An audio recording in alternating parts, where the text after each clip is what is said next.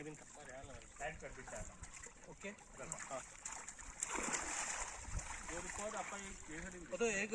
दुरी करा माशी पायांच्या घट धरा सुटांग सोडून देऊ नका पैठाला झाले हे त्याचा रगात होता बघला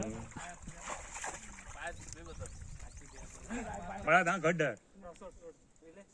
पैठाला उठान धावताना नाही धरण धरण हे झालं अशी साईडला लाद मारी या सोड रे तो राजू काय पैठाला आता